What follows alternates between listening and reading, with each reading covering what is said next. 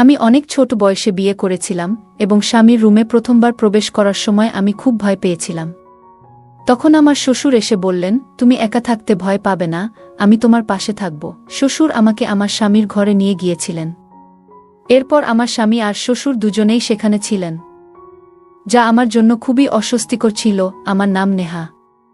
আমি দেখতে অনেক সুন্দর ছিলাম, গায়ের রং ছিল ফর্সা অনেক। আমি যেখানে বড় হয়েছি সবাই আমাকে দেখে হিংসা করত। আজকের গল্পে আমি তোমাদের আমার জীবনের সত্যি কিছু অভিজ্ঞতা শেয়ার করব। আমি 18 বছর বয়সে বিয়ে করি এবং আমার স্বামী আমার থেকে 11 বছর বড় ছিলেন।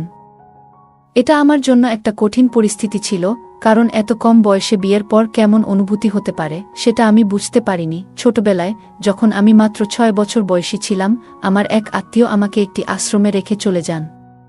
সেই আশ্রমে থাকাকালীন এক বয়স্ক মহিলা, তাসলিমা বাই, সবসময় আমাকে হেনস্থা করতেন, কারণ আমি দেখতে সুন্দর ছিলাম। তিনি আমাকে সবসময় তার মেয়ের সাথে তুলনা করতেন। আমি যখন 18 বছর বয়সে পৌঁছালাম, তখন তার মেয়ের চেয়ে আমি অনেক বেশি পছন্দনীয় ছিলাম আর অনেক বেশি সুন্দর ছিলাম, কারণ সে ততটা সুন্দরী ছিল না। তাই তাসলিমা বাই আমার বিয়ে ঠিক করেছিলেন। তিনি ইচ্ছা করেই আমাকে এই রকম ছেলের সাথে বিয়ে দেয়। যদিও আমার স্বামী দেখতে অনেকটাই ভারী গড়নের ছিলেন, অর্থাৎ অনেক স্বাস্থ্যবান ছিল। বিয়ের পর তাসলিমা বাই তিনি তার মেয়েকে শহরে পাঠিয়ে দেন। আমার শ্বশুর বাড়িতে প্রথমবার পা রাখার সময় আমি প্রচণ্ড ভয়ে কাঁপছিলাম। আমি জানতাম প্রথম রাতের অভিজ্ঞতা আমার জন্য কঠিন হতে চলেছে। পরদিন সকালে আমি ঘুম থেকে উঠার পর আবার শুয়ে পড়ি, যেন কিছুই ঘটেনি। সকালে আমি শুনতে পেলাম শ্বশুর আমাকে ডাকছেন, বুমা, নাস্তা তাড়াতাড়ি বানিয়ে ফেলো। আমি সব কিছুতে চটতে ছিলাম, তাই তাড়াতাড়ি নাস্তা তৈরি করে তাকে দিয়ে দিলাম। ঠিক তখনই আশ্রমের একজন মহিলা আমার বাড়িতে এসে হাজির হন। তিনি আর কেউ না, ওই তাসলিমা বাই। তিনি দেখতে আসছে আমি কত কষ্টে আছি। তার হাতে ছিল মিষ্টির বক্স এবং তিনি শ্বশুরের সামনে বললেন, আমি তাকে খুব ভালোবাসি, তিনি একদিন আমার কাছে আসবেন বলে বিশ্বাস করি। এতে আমার শ্বশুরও তার কথায় বিশ্বাস করতে শুরু করলেন। এরপর তিনি আমাকে ডেকে বললেন, তুমি নিজেকে বেশ স্মার্ট ভেবেছ। আমি দেখতে চাই তুমি কেমন চালাক। নিশ্চয়ই তোমার স্বামী তোমাকে ঘুমাতে বাধ্য করেছে। তুমি কি হাঁটতে পারছ না? কিন্তু তুমি তো বেশ ভালোভাবে দাঁড়িয়ে আছো, নিশ্চয়ই তুমি কিছু চতুরতা করেছ। কিন্তু ঠিক আছে, আজ না কাল তুমি এর ফল পাবে। আমি আর তাকে কিছু বলিনি, কারণ সে অনেক খারাপ মহিলা। আমি কেন রসগোল্লা নিয়ে এসেছি সেটা তুমি শীঘ্রই বুঝতে পারবে। তাসলিমা বাইরের কথা শুনে আমার মাথায় একরকম অস্থিরতা ছেয়ে গেল। রাতে হঠাৎই আমার কপালে কিছু ভারী অনুভব করলাম, যেন সেখানে কারো হাত ছিল। এরকম কিছু টের পেয়ে আমি ঘুম থেকে জেগে উঠলাম এবং তাকে বললাম কপাল থেকে হাত সরিয়ে নিতে। কেন হঠাৎ তুমি এমন অনুভব করছো? সে জিজ্ঞাসা করল। আমি তখন খুব অসুস্থ বোধ করছিলাম। স্বামী আমাকে হাসপাতালে যেতে বললেন, কিন্তু আমি মনে করছিলাম যে আমার এই অবস্থার কারণ হয়তো মানসিক চাপ, আর হাসপাতালে যাওয়া হয়তো প্রয়োজন ছিল না। হয়তো বিয়ের সকল ব্যস্ততার কারণে আমি এত ক্লান্ত হয়ে পড়েছিলাম। তাই তাকে দুটো কথা বলে আমি ঘর থেকে বেরিয়ে এলাম। একই ঘরে তার সাথে বসতে আমার মনে ভয় কাজ করছিল, তাই আমি বাইরে বেরিয়ে গেলাম। তখন শ্বশুর বাইরে বসেছিলেন। তিনি আমাকে দেখে জিজ্ঞেস করলেন, তুমি ঠিক আছো? আমি মাথা নিচু করে তাকে বললাম, তাসলিমা বাই কোথায় গেছেন? তিনি জানালেন যে আশ্রম থেকে ফোন আসায় তিনি সেখানেই চলে গেছেন। শ্বশুর আমাকে আশ্বস্ত করে বললেন, চিন্তা করো না, আমি তাকে ফোন করে জানাবো যে তুমি ভালো আছো। আমি সেই বাড়িতে দিন কাটাতে শুরু করলাম, কিন্তু রাতের কথা ভেবে আমার ভেতরে ভয় কাজ করছিল। যখন রাত নামল, আমি তাকে আবার দেখি বরের মতো সেজে এসেছে, যা দেখে আমার মনে আবার অস্থিরতা কাজ করল। সে আমার হাত ধরে আমাকে বিছানায় শুইয়ে দিল এবং বিশ্রাম নিতে বলল। কিন্তু হঠাৎ মাঝরাতে আমি শরীরে একটা ভারী অনুভূতি টের পেলাম। লোকটার উপস্থিতি আমাকে কিভাবে সামলাতে হবে তা বুঝতে পারছিলাম না। বিয়ের পর পুরো 5 দিন সে আমার পাশে থেকে গেল, কিন্তু আমি তাকে কোনো সময় দেই নেই। একবার সে বলল, তুমি যদি জীবনে প্রকৃত সুখ থেকে নিজেকে বঞ্চিত করতে চাও, তবে তুমি তাসলিমা বাইয়ের কাছে আশ্রমে চলে যেতে পারো। স্বামীর মুখে তাসলিমা বাইয়ের নাম শুনে আমি তাকে বললাম, না, আমি সেখানে ফিরে যেতে চাই না।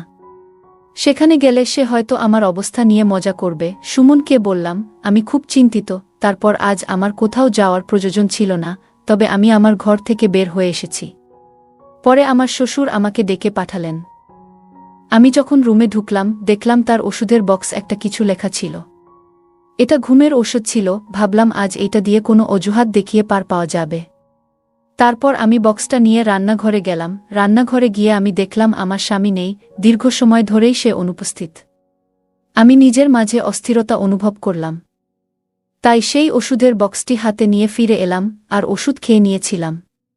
কিছুক্ষণ পর আমি লক্ষ্য করলাম আমার স্বামী গভীরভাবে আমার দিকে তাকিয়েছিল। রাত 11টা বেজে গেল।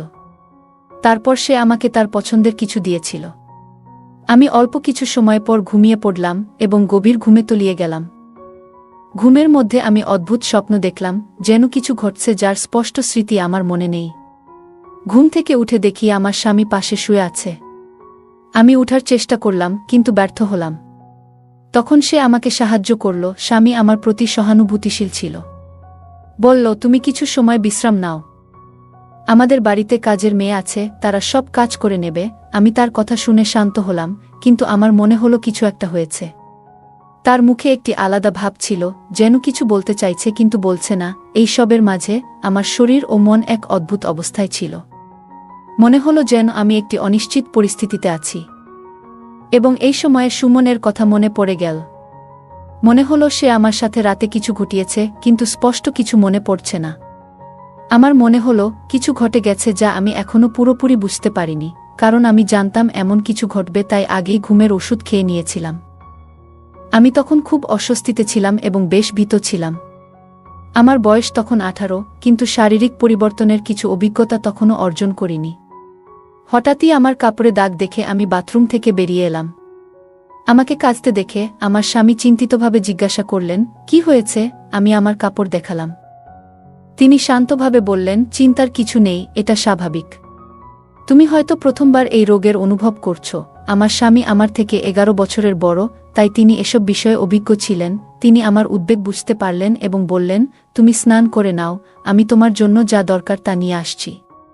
এই স্নেহশীলতায় আমার প্রতি তার যত্নবোধ আরও গভীর হয়ে উঠল। তারপর আমি রান্নাঘরে গিয়ে নাস্তা প্রস্তুত করছিলাম। হঠাৎ আমার শ্বশুর এসে বললেন, এই পরিবর্তনগুলো সাময়িক, কিছুদিনের মধ্যেই সব ঠিক হয়ে যাবে। নাস্তার পর থেকে বাড়ির কাজের দিকটা কাজের লোকেরা সামলে নেবে। আমার শ্বশুরের কথা শুনে অনেক লজ্জা পেলাম। আমি জানতাম শ্বশুর আমার দিকে সব সময় নজর রাখতেন। আমি আমার রুমে ফিরে দেখি সুমন তার প্রয়োজনীয় জিনিস গুছিয়ে নিচ্ছে। আমি অবাক হয়ে জিজ্ঞাসা করলাম, তুমি কোথায় যাচ্ছ? সে বলল, কিছুদিনের জন্য আমাকে গ্রামের বাইরে যেতে হবে, বাবাই তোমার দেখাশোনা করবে। কিছুক্ষণ পর সুমন তার ব্যাগ নিয়ে বেরিয়ে পড়ল। সে বিদায় নেয়ার সময় বাবাকে বলল, বাবা, নিজের খেয়াল রাখবেন। আমি কিছুটা উদ্বিগ্ন হয়ে পড়লাম, কিন্তু স্বামী তার দায়িত্ব দিয়ে গেলেন, তাই নিজেকে সাহস দিলাম। শ্বশুর ঘরে ঢোকার পর আমি অনুভব করলাম তার মনে কিছু ভিন্ন চিন্তা চলছে। তিনি আমার কাঁধে বন্ধুর মতো হাত রাখলেন এবং বললেন, সুমন আমাকে বলেছে তোমার যত্ন নিতে। কোনো কিছুতে লজ্জা পেও না। তুমি যা চাও বলো, আর বাকিটা আমি দেখব। তার এই কথায় আমি একটু বিস্মিত হলাম, তবে শ্বশুরের কথায় কোনো খারাপ উদ্দেশ্য খুঁজে পেলাম না। কিন্তু আমি জানতাম যে তার মনে কি চলছে। আমি তার প্রতি একটু প্রতিক্রিয়া দেখালাম এবং সে তার হাত সরিয়ে নিল। আমি খুশি ছিলাম যে সুমন কয়েকদিনের জন্য বাড়িতে আসবে না, তাই আমি নিজেকে একটু স্বস্তি দিলাম। তবে আমার শ্বশুরের আচরণ নিয়ে কিছুটা উদ্বিগ্ন ছিলাম। রাতে শ্বশুর আমার জন্য কিছু নিয়ে আসলেন এবং কাজের লোকদেরকেও নাস্তা করতে বললেন। তিনি বললেন, তুমি ভালো আছো না, তাই আমি যদি সাহায্য না করি তাহলে কে করবে? তার কথাগুলো শুনে আমি একটু সন্দেহ করছিলাম। শ্বশুর বললেন, সুমন তার কাজে ব্যস্ত, তাই এখন তোমার দেখাশোনা আমাকেই করতে হবে। তিনি যখনই আমার রুমে আসতেন তখনই কিছু না কিছু বলতেন। আমি বুঝতে পারছিলাম তিনি আমাকে তার ছেলের চেয়ে বেশি গুরুত্ব দিচ্ছেন। একদিন তিনি আমাকে কেনাকাটা করতে নিয়ে গেলেন। ফিরে আসার পর শ্বশুর বললেন, এই নতুন পোশাকটি পরো এবং দেখাও কেমন লাগছে। আমি যখন পোশাকটি পরলাম তখন তিনি একটু বিস্মিত হয়ে তাকিয়েছিলেন। মনে হয় কোনো দিন দেখেনি। পোশাকটি কিছুটা আটসাট ছিল এবং আমি সেটা বুঝতে পারছিলাম। তবুও শ্বশুর বললেন, এই পোশাকটি তোমার জন্য ঢিলেঢালা লাগছে, মনে হয় তুমি ঠিকমতো সাজগোজ করনি। তিনি এগিয়ে এসে ড্রেসের ফিতা বাঁধতে লাগলেন। সেই সময়ে তাসলিমা বাই দরজার বাইরে দাঁড়িয়ে ছিল এবং সবকিছু লক্ষ্য করছিল। শ্বশুর বাইরে বেরিয়ে গেলেন আর তাসলিমা বাই আমার কাছে এসে বলল, তুমি তোমার নতুন জীবনের সাথে বেশ খাপ খেয়ে নিয়েছ। তোমাকে দেখে ভালো লাগছে। আমি তাকে বললাম, তাসলিমা বাই, তুমি ভুল বুঝছ। আমার স্বামী গত সপ্তাহ থেকে বাড়িতে নেই এবং আমি তার সঙ্গে তেমন কোনো স্মৃতি মনে করতে পারছি না। তাসলিমা বাই বিস্মিত হয়ে বলল, তাহলে তুমি গত সপ্তাহ থেকে শ্বশুরবাড়িতে একা আছো? হ্যাঁ, যখন আমি ঘরে ঢুকলাম আমি দেখলাম শ্বশুর তোমার পিঠে ফিতা বাঁধছে। তাসলিমা বাই মুচকি হেসে বলল, তোমাদের মধ্যে কিছু একটা ঘটছে, তাই না? তিনি আমার দিকে তাকিয়ে বললেন, তুমি ভালো সময় কাটাচ্ছ মনে হচ্ছে। তারপর তিনি আমার হাতে একটি বিয়ের কার্ড তুলে দিয়ে বললেন, এটা আমার মেয়ের বিয়ের আমন্ত্রণপত্র। বিয়েতে আসতে ভুলবে না, আর শ্বশুর ও স্বামীকে একই রকমের পোশাক পরতে বলো। তাসলিমা বাই তখন আমার দিকে এক নজরে তাকালেন, যেন কিছু বুঝতে পারলেন। আমি তার দিকে তাকিয়ে বুঝতে পারছিলাম কিছু অস্বস্তি হচ্ছে। আমি রুমে ফিরে আয়নার সামনে দাঁড়িয়ে দেখলাম শরীরে কিছুটা পরিবর্তন হয়েছে, যা আমি আগে খেয়াল করিনি। তখনই হঠাৎ আমার শ্বশুর এসে উপস্থিত হলেন এবং আমি একটু অবাক হলাম। আমি দ্রুত পোশাক ঠিক করার চেষ্টা করছিলাম, কিন্তু সেটা ঠিকমতো বসছিল না। আমার অস্বস্তি হচ্ছিল, তাই বললাম, শ্বশুর, একটু ফিতাটা লাগায় দেন। তিনি আমার কথা মতো ফিতাটা লাগায় দিলেন। তারপরেও মনে হচ্ছে কিছু একটা ঠিক নেই। তারপর শ্বশুর বলল, আমার একটু পা ব্যথা করছে। আমি শ্বশুরের পরামর্শে তার পা মালিশ করতে লাগলাম, কিন্তু তার দৃষ্টিতে কিছু অদ্ভুত দেখছিল। আমার পোশাক তখন ঠিকমতো বসছিল না, তাই দ্রুত রুম থেকে বেরিয়ে এলাম। শ্বশুর আমাকে দেখে কিছু বললেন না। আমি বাইরে এসে সোফায় শুয়ে পড়লাম। সকালে যখন ঘুম ভাঙল, আমার স্বামী আমাকে সোফায় দেখে জিজ্ঞেস করলেন, তুমি এখানে কেন? আমি কিছু বলতে যাচ্ছিলাম, তখনই শ্বশুর এসে বললেন, তোমার স্ত্রী এখন অনেক বড় হয়েছে, তার দিকে নজর রাখো। তিনি আমাকে নিয়ে বিভিন্ন ধরনের মিথ্যা অভিযোগ দিচ্ছেন আমার স্বামীকে। সকালে শ্বশুরের কিছু কথা শুনে আমি ভেতরে ভেতরে ভেঙে পড়ছিলাম। মনে হচ্ছিল তার কথাগুলো আমার জীবনের শান্তি নষ্ট করতে পারে। কিন্তু তখন সুমন আমার দিকে তাকিয়ে বলল, আমি নেহার বাইরের রূপ দেখে বিয়ে করিনি।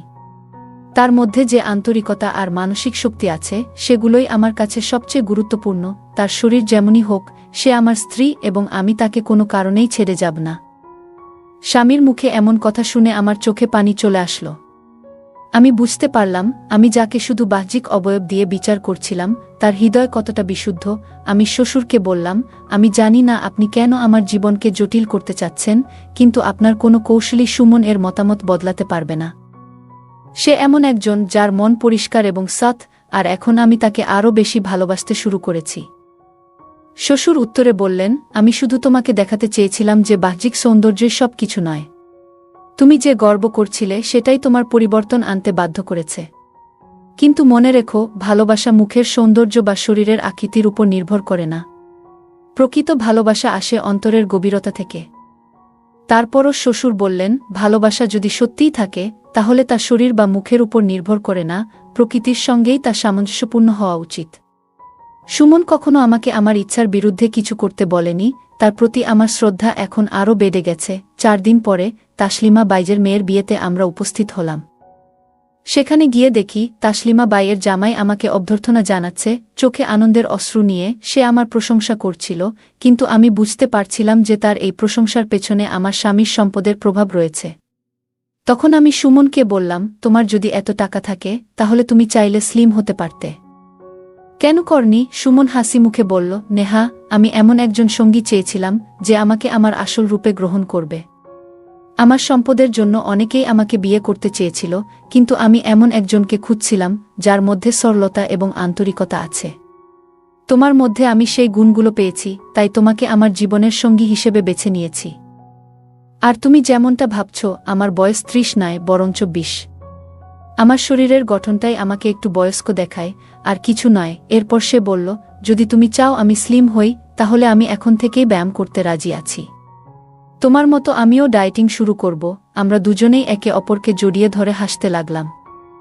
এখন মনে হচ্ছিল শ্বশুরের হাত থেকেও বাঁচলাম, এবং যাকে এতদিন খারাপ ভাবতাম সেই এখন আমার আসল ভালোবাসা, আসল জীবনসঙ্গী। শ্বশুরে কুকর্মের কথা প্রকাশ করার পর থেকেই সে আমাকে এখন অনেক বেশি ভালোবাসে। গল্পটা কেমন লাগলো জানাতে ভুলবে না। আরও মজার মজার রোমান্টিক গল্প শুনতে চাইলে ভিডিওটি লাইক, শেয়ার এবং চ্যানেলটি সাবস্ক্রাইব করতে এবং বেল আইকনটি ক্লিক করতে ভুলবে না। ধন্যবাদ।